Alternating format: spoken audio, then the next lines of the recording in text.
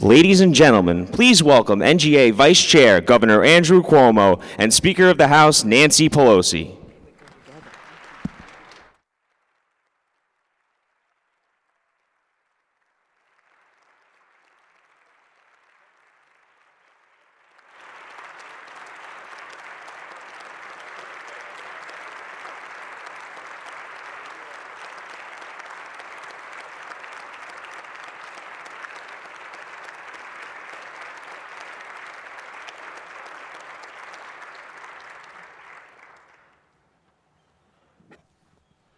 Well, good afternoon to all.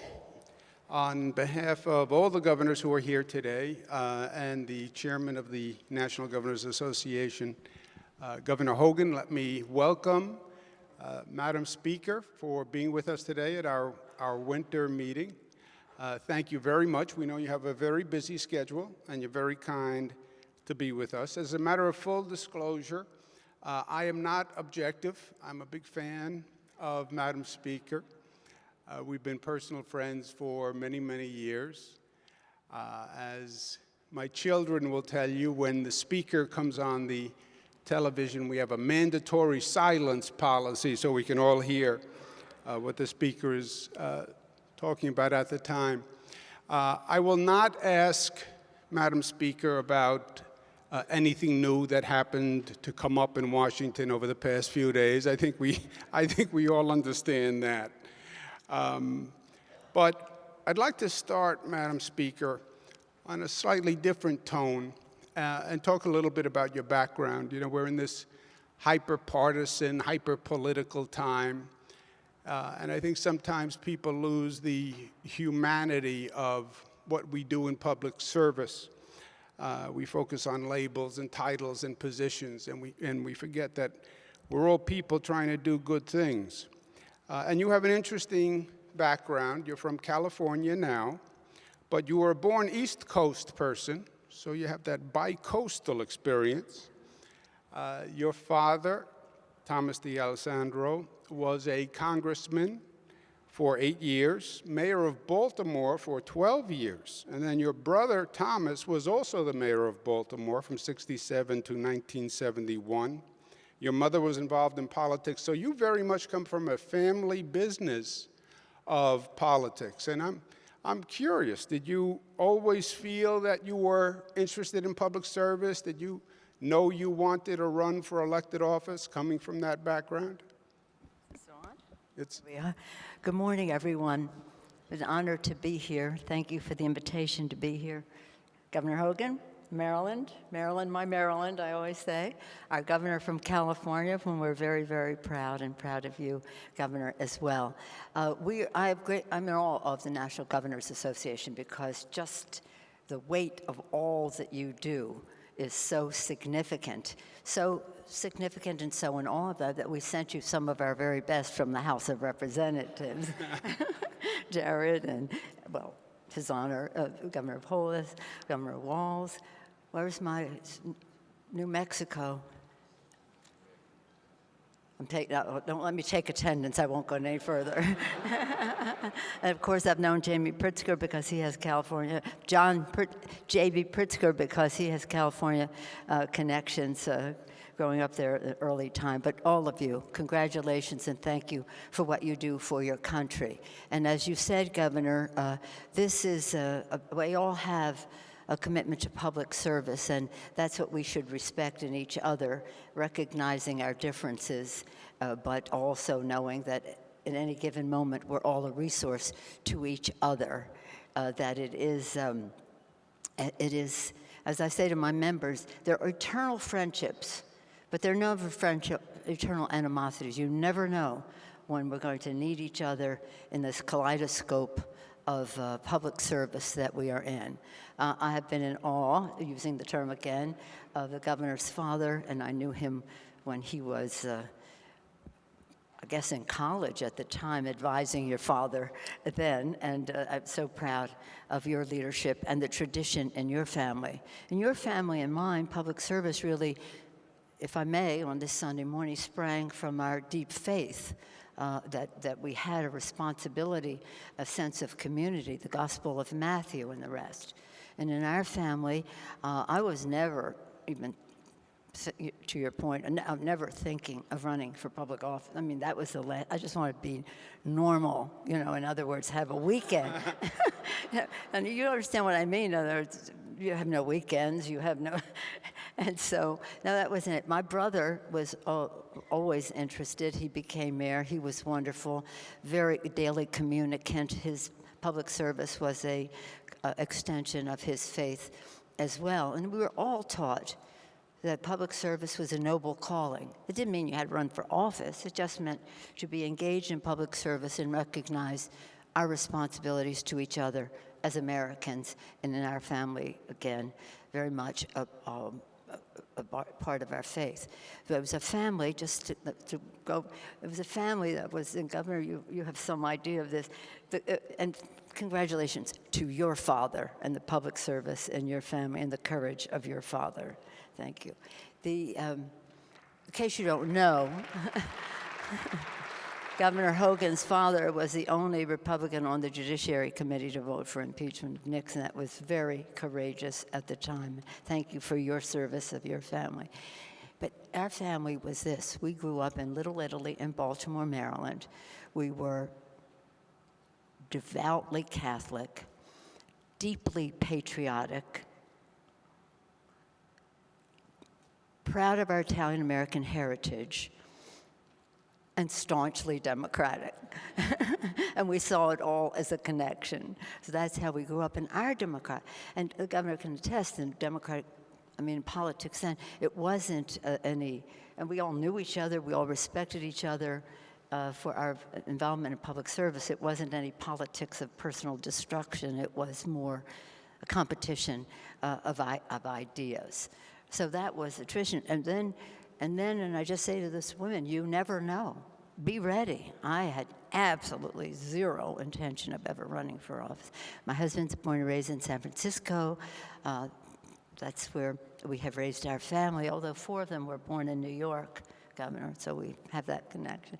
And 4 of the 5 children, but involved in the community, one thing or another, and then people came to me and asked me to run, and one thing, and then same thing in the leadership. I never intended to run for leadership, but people came and asked me to run, so here I am, Speaker of the House.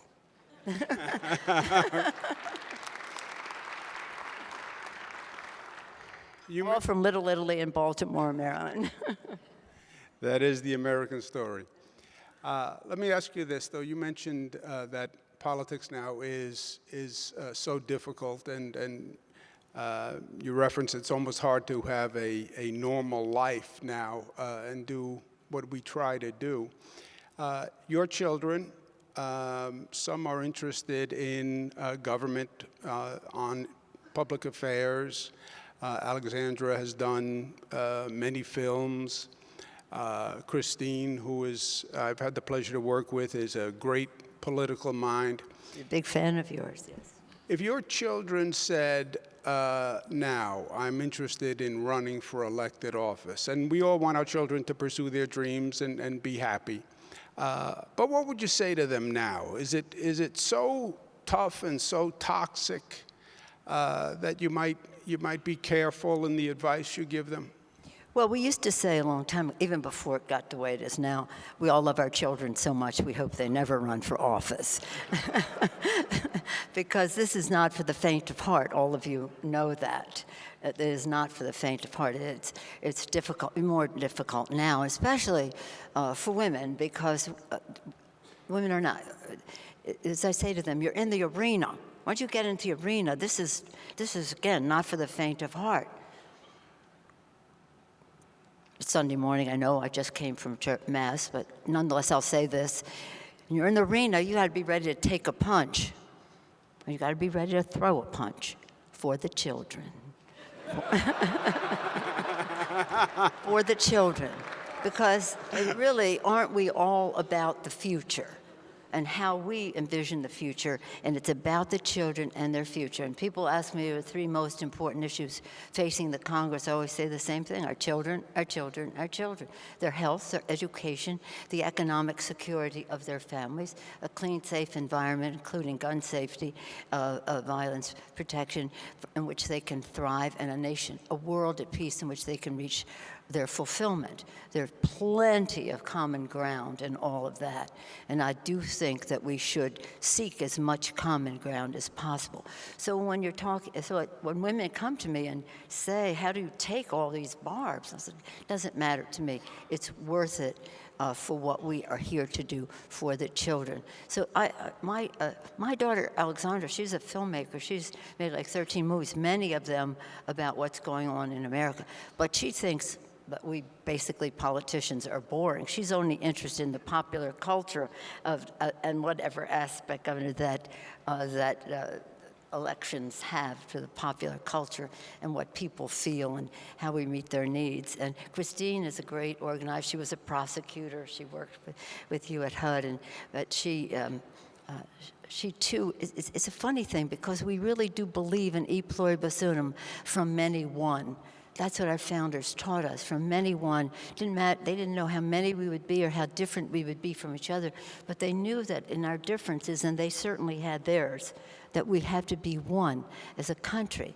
So that's the politics in which I was raised, and that our kids see it, and so try to pull it back to a place where everybody is thinking, we're one, now how do we resolve our differences to get to that place? They're more in that vein than in wanting to run for office, as far as I know. But I had absolutely zero intention of running for office until people came to me and encouraged me to do so. Well, they might. You know, sometimes the parents are the last to know, Speaker. A lot of things. Yeah. And now the grandparents. E pluribus unum really does say it all. It's one of the great expressions. Was on the country seal from the very beginning. I just proposed adding it to the seal of the state of New York this year, changing the seal to add e pluribus unum, because it really does sum up our overall philosophy.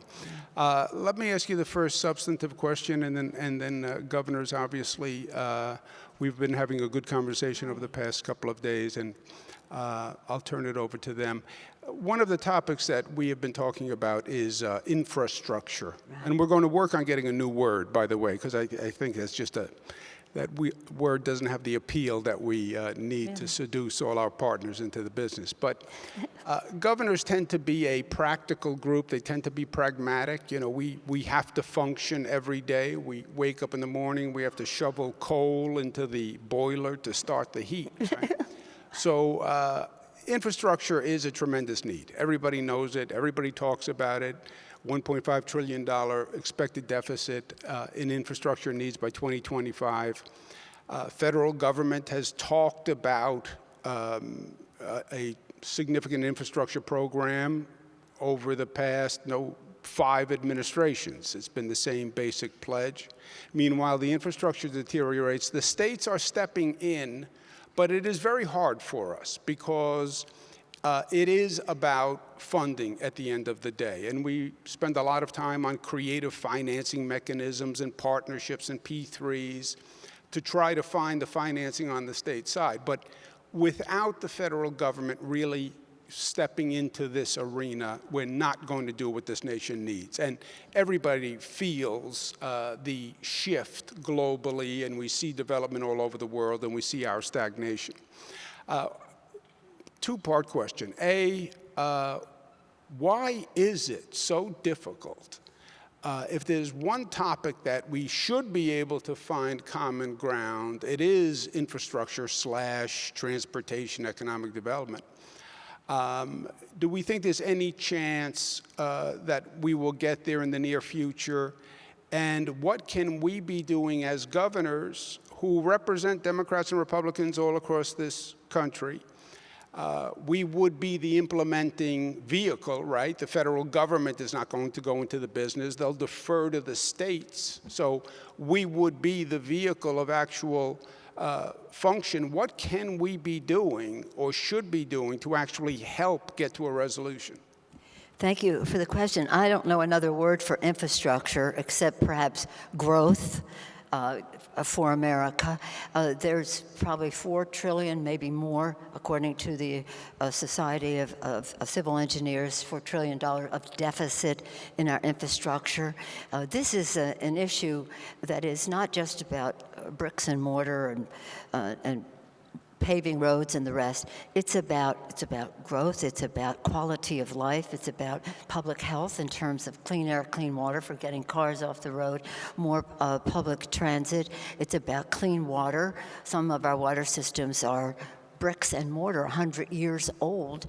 It's about broadband into rural areas especially, but into some of the urban deserts as well. But into the urban areas, it's an education issue, it's a health issue, it's a commerce issue, and the rest. So this is everything, and it's never, going back, I mean, I've been in Congress a long time, this was never a partisan issue. We all came together and worked together to build the infrastructure of America, to create jobs in the immediate, but also in the promotion of commerce, quality of timing of product to market, and it affects everything. And in our agenda for the people, in which we won 40 seats in the last election, this was for the people. We're going to do three things. One, we were going to lower the cost of health care by lowering the cost of prescription drugs, and I hope to have an opportunity to talk to you about that. Two, and protecting the pre-existing condition. Two, building the infrastructure of America, building lower healthcare costs, bigger paychecks by building the infrastructure of America. Three, cleaner government by decreasing the role of big dark money in politics and having that give people more confidence in the political system. I think on the first two, we really had a lot of common ground with the administration, and we've been working with them on the prescription drug bill until they stopped working with us on that. But on the infrastructure, it's all about money. It's all about pay for. And that takes us to another place, which is the national debt is growing at such a rate that we have to pay as you go. And that's one of the issues that I have within my own party frequently. Pay as you go. You want something new, either substitute it for something, take something away, or find a revenue source. But we have to pay as we go. That doesn't mean that certain aspects of building the infrastructure of America don't have an impact of bringing money back in.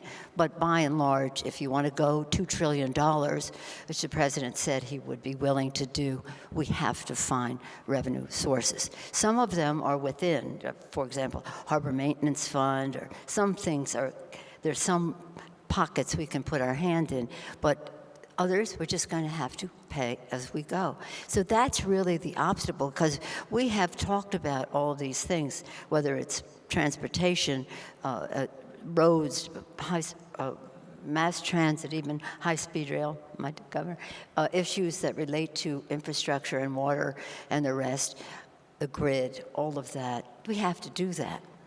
But when it came time to talk about paying for it was when the president walked out of the room. We do have my chairman, Richie Neal, would say that some of the things we can do, and we did successfully in the ARA bill, the stimulus bill, build America bonds. We got governors, Democratic and Republican mayors came to us and said, we got a lot of out of that because the interest rates were low. Now even more so, so that we could use Build America bonds. So we have to be entrepreneurial, transformative, really, in our thinking about how we pay for it. But we have, in my view, we have to pay for it, and we have in the past.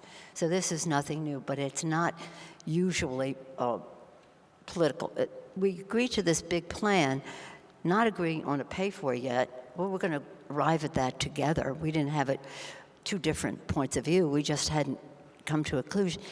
But then they sent us over a we went for $200 billion bill, And this is what was painful. I mean, first of all, it was so small. It wasn't meeting the challenge in any way. It wasn't even $1 trillion. And in it, they reversed the formula. The formula used to be 80% federal, 20% local, state or local. They reversed that formulation, the formula, and said it's going to be 80% outside and 20% federal. Now, you know, again, I'm a budget hawk. I want to reduce the deficit. But who's going to come up with 80% to really get the job done unless it's just some small initiatives? So this is something that we can all work together. The mayors are very bullish on doing infrastructure as well. You all could be a tremendous resource on this. And we chose those two things, reducing the cost of prescription drugs and this, because they were things the president was advocating. So we were finding our common ground on two areas that he was advocating that we thought we could work together and get what you get, results for the American people. But we don't have a big choice, because here we have this whole issue of climate, and there's some exuberances even in my own party about that, but building the infrastructure in a resilient green way is a way to help preserve the planet. So it's a common ground place for us to go.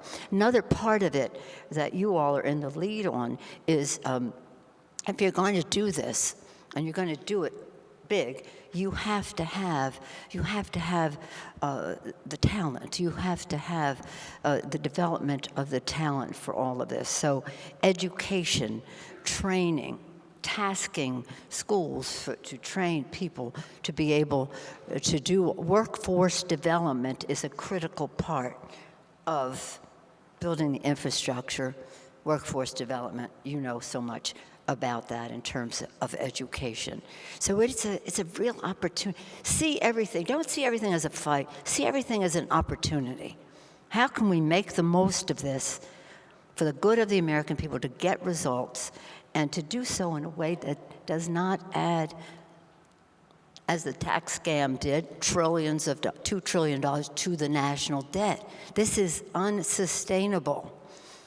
And by building the infrastructure, we create jobs, again, in the immediate, promote commerce to create more jobs, and that brings revenue into it increases paychecks, brings revenue into people's paychecks. They get bigger paychecks. They're more confident in their consuming activities, and with all of that, they inject demand into the economy, which produces revenue. So it has a full circle of advantages for all of us to do that. So hopefully, as much as nonpartisan as it always used to be, that we can get to a place where we have to make decisions. And if the decision is we're not going to pay for it or whatever, then we have to understand the consequences of that as we weigh the equities of it all. But I'm optimistic because we must do it. And it's one thing that the public really appreciates and wants. They don't necessarily like the word infrastructure, I'll agree with you. But if you say we need to have some revenue because we're going to repair the bridges. This is a safety issue as well. We're going to repair in your area, there'll be more facilitation of transportation. If the people see the impact, as in California, Governor, as you know better, but we had a gas tax, they assaulted the gas tax, but when people saw what it meant in their areas, it was sustained overwhelmingly, and thank you for your leadership. Thank you. Thank you very much, Madam Speaker. Let me turn over to my colleagues. I think our chairman, Governor Hogan, had the first question. Well, first of all, Madam Speaker, on behalf of America's governors, we want to thank you very much for joining us here this afternoon.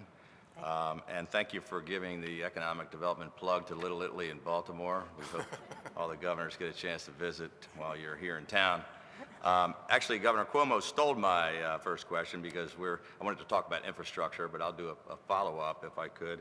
As chairman, I've been leading a year-long initiative on rebuilding America's infrastructure, and many of the governors around the table have been working together really in a bipartisan way to try to come up with some common sense solutions.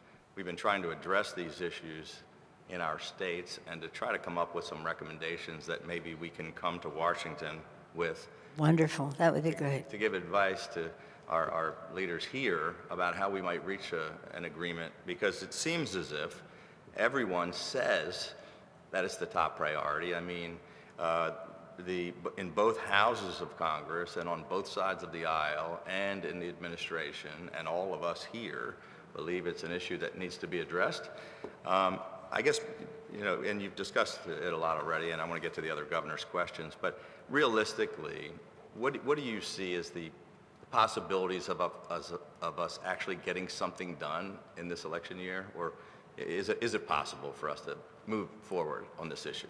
Thank you, Governor. And thank you for your leadership on this issue. If you promise not to tell anybody. Richie Neal, our chairman of Ways and Means, will be having breakfast with Secretary Mnuchin on Tuesday. They basically said to us during the U.S.-Mexico, you get that done, we'll talk about funding on infrastructure. And so they're going to be meeting about what the possibilities are. And again, it's not just about adding to an appropriate, there's never going to be enough appropriated funds ever to meet the needs that we have. We have to be more entrepreneurial and creative in how we come up with it. But Build America bonds would be one of them. I think it is really, honestly, within range, and we want to make sure that it is. And we keep saying to people, this is it's going to be a compromise. Understand that. It's a negotiation, but weighing the equities justify whatever you're suggesting, and justify however you think you should be paying for it. So I think there's a real chance. The president wants it, but again, the deficit. The deficit this year, I'm not talking about the national debt, the deficit this year is $1 trillion. Now, again, I'm a big believer pay as you go, and Republicans like to, if I just may be allowed a moment of, the Republicans say pay as you go for any initiatives that you have on the domestic side, shall we say, but don't pay as you go when you do tax cuts. At 83% of it going to the high end, adding enormously to the debt. Just think if we had that money for infrastructure. We could be well down the road, which would bring much more money into the economy than what they're doing. If I may, Governor, just thank you for your and Mrs. Hogan's presence at Elijah Cummings' service. He was a hero to so many of us, and that was long. That you stayed was just lovely. And if I may segue from that we held him in such high esteem that we named our H.R. 3, the Elijah Cummings Lower Healthcare Cost Now legislation. So I hope we'll get a chance to talk about that again. But I look forward to working with you on the infrastructure issue. Mrs. Hogan, lovely to see you. He was an extraordinary gentleman, and we all miss him. Governor Pritzker? Thank you. Thank you, Governor, and thank you for your leadership and your service, Madam Speaker. Thank you. Thank you, Governor. I wanted to ask you about the census. First, to thank you for your leadership in making sure that funding was available and making sure that the census is moving forward. Is there more that Congress will do with regard to the census, and how can we, as governors, be supportive of that effort? Well, I think that, thank you for your question, because this is, our founders this is in the Constitution. United States of America, who are we? An accurate, thorough count of who we are without any limitation in terms of citizenship or the rest. And that was unfortunate that was in there, because it had a chilling effect on some people participating. But I believe, now you correct me if I'm wrong, that it's in everybody's interest here at this table that you have the biggest count for your state in terms of what it means in terms of services. I don't have to tell you that. You know that, but I'm just saying that. And then, of course, it relates to your representation in Congress as well. But we're always most interested in what it means in the lives of the people that we're here to serve. And they are better served if there's an accurate count of how many they are. We one of our, shall we say, friendly negotiations on the caps was that we had a big increase for the census. I know in our own state, our governors put up, $150 million to remove obstacles to it. And it's just, respect yourself, be counted. We keep just saying to people, don't avoid this for some fear that you may have. This is about who we are as a country. So we did win in that part, just more than you want to know on the subject, but part of it was we didn't think it should be counted as a regular domestic spending thing because it's an exceptional expenditure just for this period of time when we have it. So we didn't want it to cannibalize anything we might be doing for Title I for children in schools and that on the domestic side. So it was part of our debate. We kind of split the difference and we came up with a good number for that. But thank you for asking because that is the DNA, that is who we are, the people. And we want the full reflection of who that is in all of its beautiful diversity and numbers. Sometimes maybe to the disadvantage of one state or another. We're watching carefully in California. We may lose one, but whatever it is, it has to be the accurate count. Thank you for your question, and thank you for your leadership on this subject, which gives people real confidence that they are important, they count. Sign me up. Thank you. I think we have time for one more. We've run a little bit over time. We'll go to our Dean, Madam Speaker of the Governors, is Governor Herbert. Governor? Thank you, Governor Cuomo and Madam Speaker. Nice to see you again. Thank you. It's good to see you here, and thanks for coming and speaking to the nation's governors. Thank and you. whether you planned on it or not, we thank you for your many years of service. Thank you. I do remember when we met the last time, and me along with a couple of other governors had the opportunity to talk about issues of the day, and you quoted one of our favorite quotes from Judge Brandeis, who said, "States are the laboratories of democracy." Right. And we are, and we're doing some really good things. Every state here is doing some wonderful things to help solve the people's problems. We work with the federal government many times as a partner. Sometimes we feel like we're the junior partner as opposed to co-equals, but we have this ability to work with the federal government in providing programs for the people. We sometimes feel like we don't have quite the flexibility or the latitude to do what we need to do as we learn from each other what works and what doesn't work.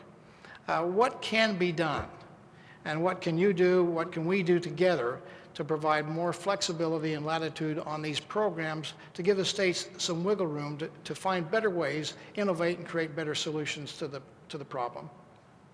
Well, as you recall, we have had this conversation before, and thank you for your leadership. I do believe that it's important for us to have as much dialogue as possible because, as you know, with the best intentions in the world, there can be ramifications, unforeseen consequences to legislation. So the more information we have going in, the better.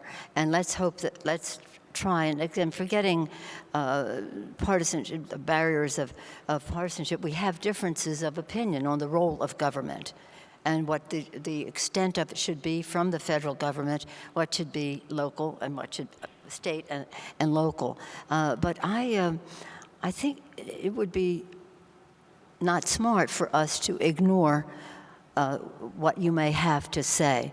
So let's try to increase upfront what some of the concerns may be, recognizing that we do have a difference of opinion. There's some people in the Congress who are anti-governance. They're also the same people who are anti-science. So it's a hard thing because if you don't want to know, then, and you don't want to do, then it's hard to negotiate when there's no interest in governance or science to make an evidence-based decision. So again, you're on the front line, you're the laboratories, we learned from the governors, from the states. You have to make ends meet. We should too. You can have a capital budget, we can't. Maybe we can learn that from you. But one place that really will make a difference, and that we have worked really with the administration up until now, is on, if I may, on H.R. 3, lowering the cost of prescription drugs. And it means something to you. And so if I just may, what we do in that legislation is to give the Secretary the authority to negotiate for lower prices. The negotiation is the leverage. The negotiation is the leverage.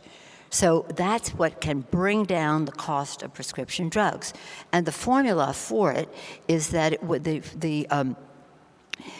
we want the price to be no more than 120%. Right now, our folks are spending 4, 5, 6 times what people in other countries similar to our economy.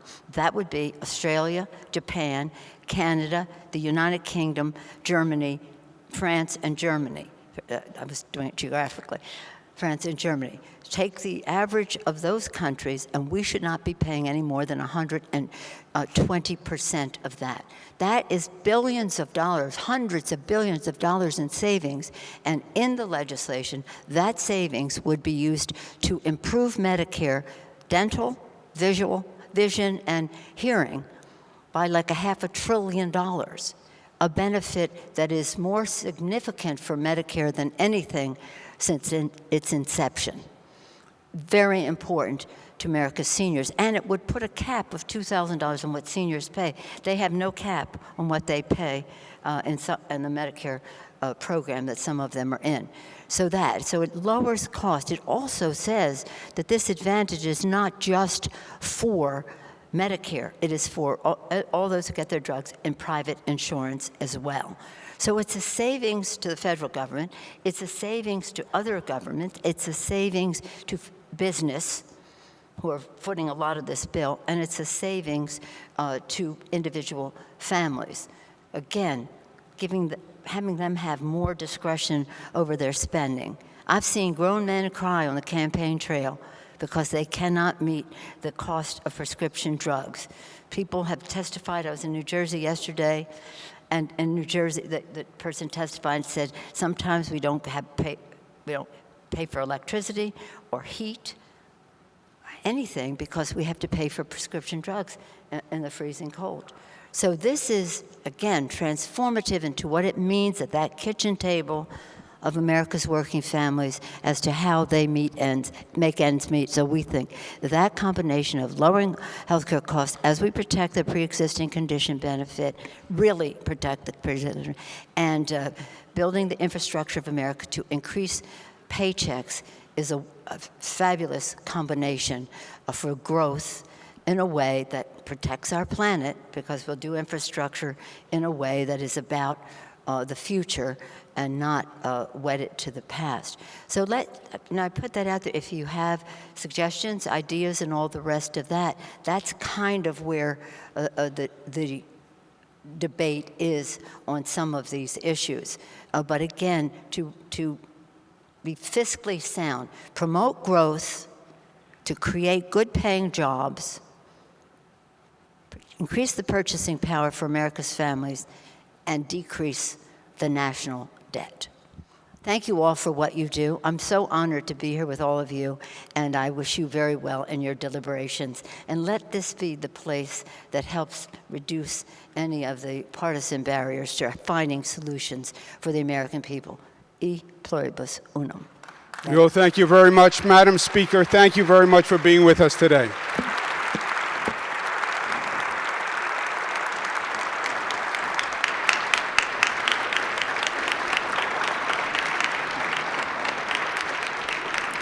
Ladies and gentlemen, that concludes today's opening panel. Please welcome NGA Chair Governor Larry Hogan, who will open our next session from the conference table.